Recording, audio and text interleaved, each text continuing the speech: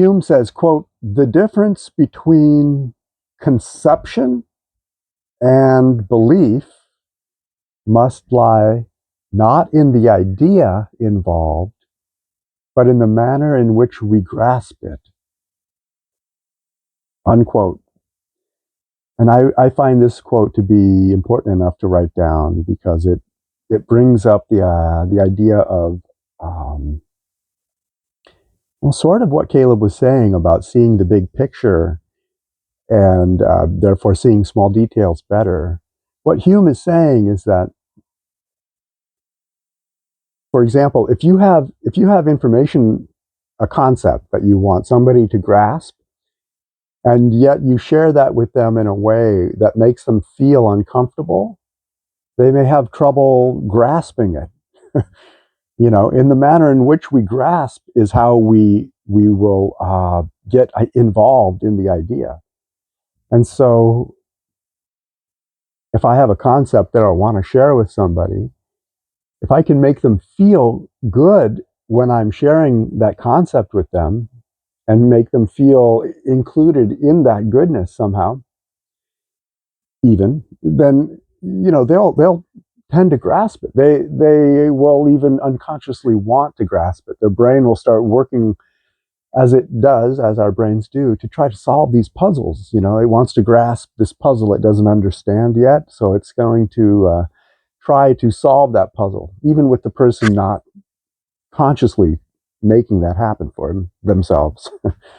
And so, with that basic understanding of, I think, psychology that Hume is bringing to us, I just wanted to share it with everybody that, as we see more of us in the world today having really fantastic and excellent ideas to share, and I see a lot of great ideas, so many, uh, you know, too many to even name, but I could make a whole video on naming them all. I think that would be a good video. But anybody who has a idea or a concept to share with somebody else, it's really important to make that person who's receiving the information feel positive about it, feel good about it, and therefore allowing them to grasp the idea better. It reminds me of something that we learned in college in literature classes. It was a concept that I had never thought about really before that class, but it makes a lot of sense. This concept is the idea that, well, the teacher said, when you're reading these novels, we want as readers to be critical readers, critical thinkers, and to understand, to realize, to know, to try to discern whether or not these authors are being our friends while we're reading their work.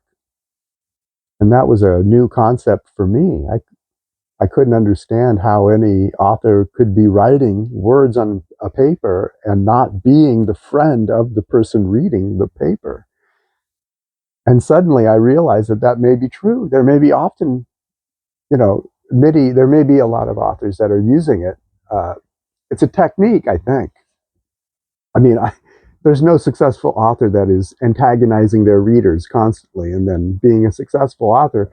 But I think authors will antagonize or quote unquote not be the friend of the reader as a technique, as a literary convention to get the reader into understanding a message or a point, to make them feel uncomfortable enough so that they will think about the message or the point. And it just kind of blew my mind when I thought about it and figured out that there are people writing words on paper that are not trying to be friends to the person who's reading the paper.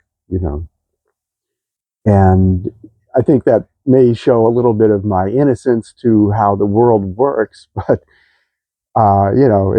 it still kind of blows my mind that if somebody would take the time to write words on paper and then not expect the reader to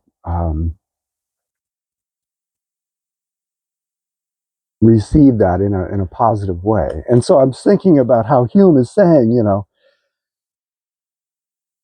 the difference between conception and belief must lie not in the idea, but in the manner in which we grasp it.